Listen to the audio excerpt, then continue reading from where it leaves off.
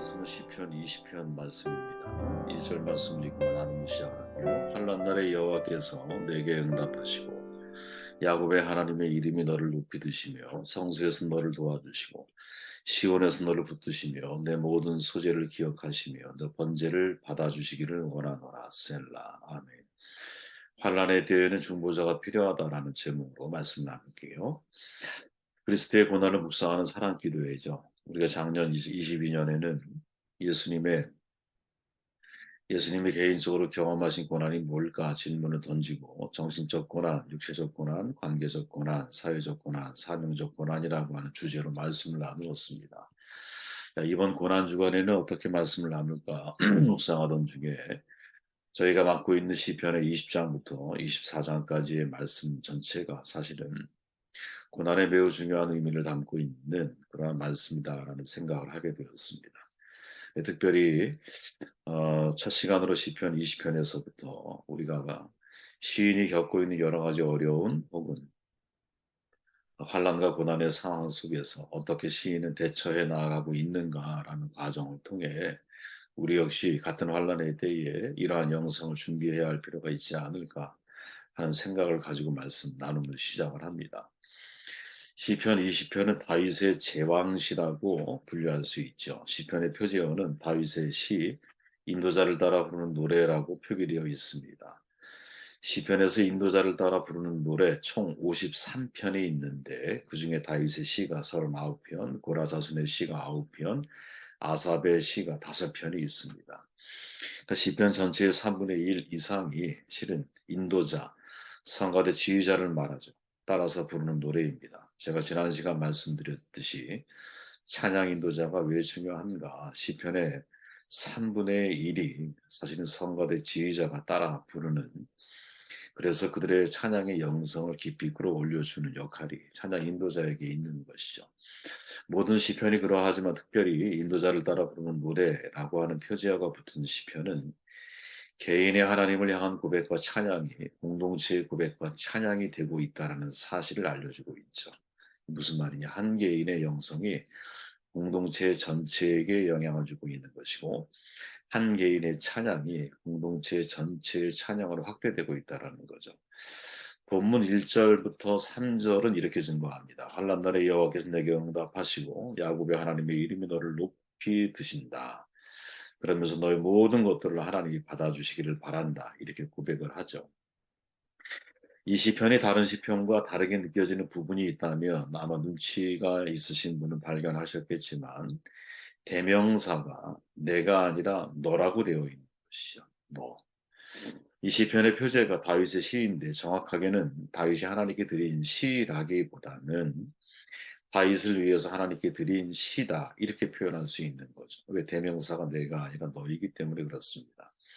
그래서 이 시편은 전쟁에 나아가는 왕을 위해서 신하들 또는 백성들이 드린 중보기도다라고 이해할 수 있는 것이죠. 우리가 잘 알지만 다윗의 인생은 전장의 삶이었거든요. 다윗의 고백처럼 자신의 손에 피를 묻히는 시대를 다윗은 살아왔습니다. 이 시편이 어느 전쟁 전후에 기록되었는지 우리는 알 수가 없어요. 다윗은 자신이 전쟁에 나아갈 때의 신하들과 백성들이 드려준 기도를 기억하였다가 전쟁을 마치고 돌아와서 그 기도를 하나님께 올려드렸고 그것이 이스라엘 전체 공동체의 찬양과 노래가 되는 것이죠. 환란 날은 전쟁에 임한 날을 가리키는 것이고 그때 다윗의 신하들과 백성들은 다윗 왕을 위해서 기도를 드리고 있습니다. 누군가를 위해서 기도를 드리는 것 중요하지만 누군가의 기도를 받고 있는 것도 굉장히 중요한 용기를 필요로 하는 것이죠. 서로는 상호 서로를 발전시키고 진보시킬 수 있는 그러한 관계적인 존재로 우리는 세워져 있다라고 생각을 해요. 다윗을 위해 기도하는 사람은 야곱의 하나님의 이름이 다윗을 높이 들어주시기를 간구하고 있죠. 질문해야 되죠. 왜 하필 많은 조상 가운데서 야곱의 하나님을 고백하고 있을까? 물론 1차적으로 우리가 이해할 수 있는 것은 야곱의 12 아들들이 이스라엘 12지파가 되었기 때문에 야곱의 하나님은 우리 민족의 하나님, 그것을 의미하기 때문에 야곱의 하나님을 고백할 수도 있다라고 생각할 수 있는데 근데 좀 더 깊이 생각해 보면 환난을 맞이하고 있는 다윗에게 야곱의 하나님은 큰 위로가 될 수 있기 때문이라는 거죠. 야곱은 파란만장한 생애를 살았잖아요. 아까 말했지만 야곱의 삶 전체가 전장의 삶을 살아갔던 것이죠. 그가 바로왕 앞에 이제 섰을 때 고백을 하죠. 이렇게 고백을 합니다. 내 나그네의 길이 세월이 130년입니다. 내 나이가 얼마 못 되니 우리 조상의 나그네 길의 연주에 미치지 못하나 험악한 세월을 보내었습니다. 야곱의 인생은 한마디로 험악한 세월이죠.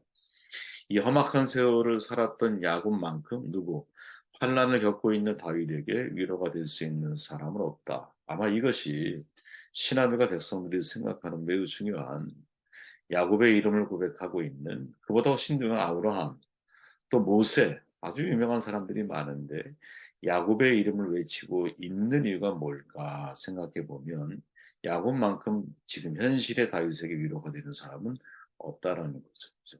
그렇기에 사실 이 두 가지의 내용 속에서 우리는 매우 중요한 교훈들을 얻을 수 있는데 첫 번째는 뭐냐? 환란의 때는 중보자가 필요하다라는 거죠.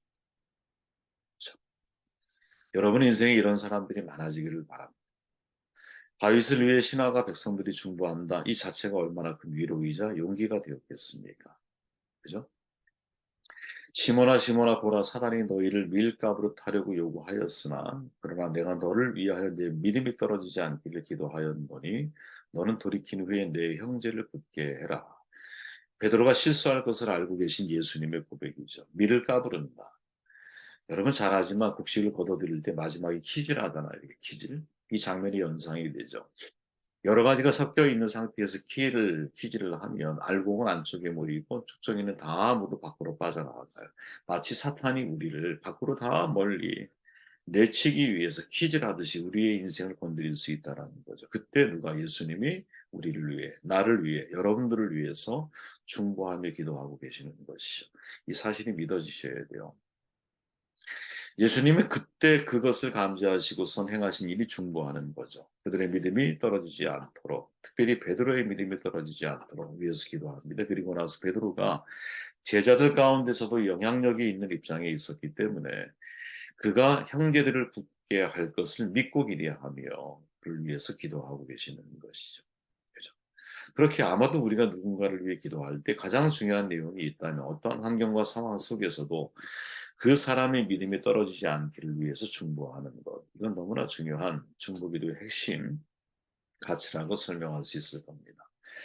바울은 성령이 말할 수 없는 탄식하심으로 기도하신다고 전하고 있죠. 로마서 8장에 보니까 우리가 소망으로 구원을 얻었음에 보이는 소망이 소망이 아니니 보는 것을 누가 바라리요. 만일 우리가 보지 못하는 것을 바라며 참음으로 기다릴지니라. 보지 못하는 것을 기다려야 하는 상황이 되었을 때 우리는 연약하잖아요. 그때 뭐라고 말합니까? 성령이 말할 수 없는 탄식으로 우리를 위해 기도하신다. 이게 중요한 것이죠. 성령은 우리를 위해 중보하시는 분이시죠. 중보하시는 분. 환란 때에 혼자 있는 것처럼 느껴질 때가 너무나 많습니다. 그죠? 저도 그렇고 여러분도 그렇고 환란의 때를 만나면 이 세상에 나 혼자 버려진 것 같은 느낌이 들 때가 있죠. 근데 결코 혼자가 아닙니다. 그때 성령께서 우리의 연약함을 도와주시고 우리 안에서 우리의 영을 충동시키셔서 우리의 영이 기도하게 하시는 역사와 은혜가 우리 가운데 분명히 있죠. 저희 개인적인 경험이지만 누님이 전신 마취를 하고 대수술에 들어갔을 때 두렵죠. 공포스럽고. 전신 마취를 시키면 사람이 뭐 아무것도 하지 못하잖아요.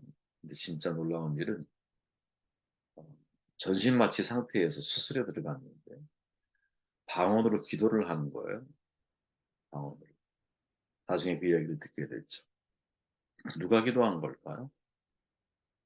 전신 마취를 시켜놨는데. 우리에게 있어서 영적인 존재, 내가 영적인 존재라는 사실, 또 하나님의 영이 나와 함께 하셔서 나를 지키신다라는 사실은 너무나 중요한 용기죠. 그죠? 사람은 나와 영원히 함께 할 수 없지만 성령 하나님, 성령을 보내신 예수 그리스도께서도 항상 나와 함께 나를 위해서 기도하고 계신다. 이 사실이 믿어지시는 은혜가 있기를 바랍니다. 성령의 탄식, 이때의 탄식은 여러분 후회가 아니에요. 간절함이라고 하는 뜻을 가지고 있어요. 성령께서 돕는 자가 되어 나를 위해 간절하게 기도하시기 때문에 성도의 삶은 반드시 승리하게 된다. 이것이 우리가 누려야 할 은혜 가운데 하나이고 우리가 잊지 말아야 할 중요한 어떤 믿음이 될 수 있는 것이죠. 그리고 이 은혜를 더 깊이 경험하게 만들게 하는 것 중에 하나가 뭐냐면 함께하는 동역자들의 간절한 중보기도죠. 서로를 위해 우리가 중보해 주는 것. 이거는 결국 나중에 다른 시편에 가보면 확인되어지지만 결국 나를 위한 기도이죠. 내가 상대가 잘 되는 것은 내가 잘 되는 거예요. 백성의 입장에서 생각해 보십시오. 다윗 왕의 환란 때에 환란을 잘 극복해서 승리를 한다. 백성들의 승리와 직결되어져 있는 거거든요. 이 믿음을 가지고 서로가 서로를 위해서 충분해 갈 수 있느냐. 우리가 환경을 지키면 여러분, 환경은 우리에게 되돌려 주잖아요. 뭐 아름다운 자연 환경뿐 아니라 건강을 유지하며 살아갈 수 있는 조건들을 우리에게 되돌려 주는 거예요. 근데 우리가 이 생태계, 이 자연의 환경을 마음대로 함부로 다루면 역시 그 자연 환경은 우리에게 어, 함부로 대한 것대로 우리에게 돌려주는 거죠. 그죠? 이 원리가 항상 인간 사회 가운데 있지 않겠나. 두 번째는 야곱의 하나님, 즉 환란을 경험한 사람들의 삶이 위로이자 용기를 준다. 여러분 주변에 인생의 환란을 많이 겪은 사람들이 계시다라는 것은 여러분 인생 자체에 큰 위로요, 용기요, 격려이자 도전이 될 수 있다라는 사실을 여러분 꼭 기억하셨으면 좋겠어요. 환란에 대해 환란을 극복한 경험자들의 역사, 그 역사가 나에게 용기를 주는 거죠. 경험자들의 삶 속에서 그 역사가 포함되어져 있거든요. 왜 우리에게 예수 그리스도의 삶이 중요합니까? 그분이 고통을 당하고 환난을 많이 겪으셨다라는 사실이 왜 중요합니까? 어떤 신학자의 말처럼 만약에 예수님이 고통을 당하시지 않았다면 인간의 고통을 어떻게 이해할 수 있겠는가? 결코 인간의 고통을 이해하실 수 있는 하나님이 되실 수 없다. 이 말은 상당히 유의미한 뜻을 가지고 있는 표현인 것이죠. 그런 점에서 주님은 모든 환란을 경험하신 분이기 때문에 환란 중에 있는 성도들에게 위로와 격려이자 동시에 도전이 될 수 있는 환란과 환란을 여러분 구별할 줄 알아야 되는데 환란은 근심과 재난이야. 환란은 근심과 재앙을 통틀어서 하는 말이죠. 그래서 환란이라고 하는 것은 내부적인 것들에 더 사실은 초점이 많이 맞춰져 있어요. 사건을 통해서 겪는 이별, 사별, 오해와 배신, 시기와 질투, 억울함과 고단함, 왜곡과 비난, 이 모든 것들을 예수님께서는 경험을 하셨잖아요. 그죠? 그 환란을 딛고 십자가에 죽으시고 부활하신 거죠. 그리고 고백하시잖아요. 내가 세상을 이겼죠. 세상을 이기신 거예요. 환란의 직면에 있는 사람들을 향해서 바울이 뭐라고 말합니까? 환란 중에 참으라. 이게 바울이 표현하는 것이 로마 교회를 향해서 이렇게 고백하고 있는 바울의 과거를 돌아보면 과거 바울은 여러분 예를 들어서 루스드라 사람들이 바울을 죽이려고 돌을 던졌어. 죽은 줄 알고 성 밖에 내쳤어. 근데 바울이 살아났죠. 그리고 그가 한 첫 번째 일이 뭔지 아십니까? 다시 루스드라로 돌아가서 하나님 나라에 들어가려면 많은 환난을 겪어야 할 거야라고 그 안에 있는 그리스도인들을 찾아가서 그들을 위로하는 일을 했어요. 이거 정말 무시무시한 일이지 않습니까? 나를 죽여 돌로 쳐 죽이려고 했던 사람들을 그들이 있는 그 성 안으로 다시 들어가. 누구를 위해? 바울이 죽은 줄 알고 두려움에 그 환란 때문에 고통스러워하는 사람들을 위해서. 야, 이런 용기가 어디서 생겨날까요? 이런 환란을 겪었던 바울이 환란에 직면한 사람들을 위해 환란 중에 참으라 이렇게 말하면 진짜 용기가 되는 거죠. 모두가 어려운 가운데 가장 어려움을 당하고 있는 사람이 어느 날 벌떡 일어나서 여러분 이 환란을 이겨냅시다. 이렇게 말할 때 여러분은 그죠? 정말 모든 그 자리에 있는 사람들 용기가 생기는 것 아닐까요?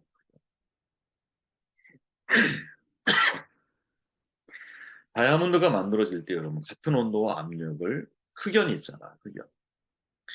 그 흑연에 다이아몬드가 생성될 때의 압력을 가하잖아요. 그럼 이 흑연이 다이아몬드가 돼요.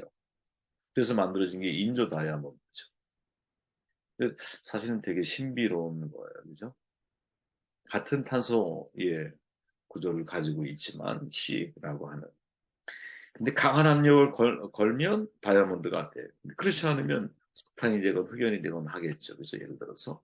그런데 그 흑연을 다시 다이아몬드에 압력을 가하면 다이아몬드가 되는 거예요. 이게 인생, 환란이 우리에게 준, 하나님이 환란을 통해서 우리를 어떻게 다이아몬드로 만들어 가시는 과정이 사실은 그 속에 포함되어져 있다라는 것이죠. 저는 저와 여러분들이 환란에 대한 강한 인내력을 가지고 있는 사람이 되었으면 좋겠어요. 요한복음의 특징은 여러분, 고난 자체를 영광으로 여기는 복음서라 그랬잖아요. 이게 사실은 가장 성숙한 믿음의 사람이 아닐까? 그러니까 우리는 고난을 피하기 위해서 기도를 많이 하지만, 환란을 피하기 위해서 많이 기도하지만, 오히려 그 환란 자체를 내가 두려워하지 않고, 당연히 내가 그리스도의 고난에 동참하려면, 또 내가 하나님의 시민으로서 하나님의 자녀로서의 성숙한 믿음의 사람이 되려면 많은 환난을 겪어야 할 것이다 라는 마음의 준비가 이미 내 안에 스탠바이가 되어져 있는, 시련받는 사람이 더 아름다운 거거든요, 여러분. 네. 저는 야곱을 개인적으로 좋아해요. 왜? 그의 마지막 고백 때문에 그래요. 험난한 세월을 살았습니다. 이 고백 얼마나 아름다워요. 그렇지 않을까요? 평탄한 인생보다는 거친 파도를 헤쳐나갈 수 있는 용기 있는 인생을 살아오는 것. 그렇게 하나님이 나를 인도해 가신다는 것을 기뻐하고 감사할 줄 알아야 된다는 거지. 시련받는 사람이 아름답다. 이게 무슨 말이냐면 미국 노스캐롤라이나 대학에서 에밀리 헤빙크 박사가 지질학회 추계학술 대회에서 영양분이 부족한 토양에서 자라는 나무일수록 단풍 잎이 더 붉다라는 연구 결과를 발표를 해요. 그래서 나온 표현이 뭐냐면 "시련받은 단풍이 더 아름답다."라는 거예요. 저는 이것을 우리에게 적용을 할 필요가 있구나 이런 생각을 해 봤어요. 인생에 시련을 많이 받은 단풍이 더 아름다워. 다윗의 인생, 시련이 많은 인생이죠. 사울과 다윗의 차이점이 있다면 시련에 적고 많음의 차이가 있는 거예요. 사울은 순탄하게 왕이 돼 버렸잖아. 다윗은 다윗 안에 있는 사울 죽이기를 하기 위해서인지 모르지만 아주 수많은 환난들이 그의 삶 가운데 있었잖아요. 근데 그렇게 시련받은 단풍이 더 아름다운, 이 은혜가 저와 여러분과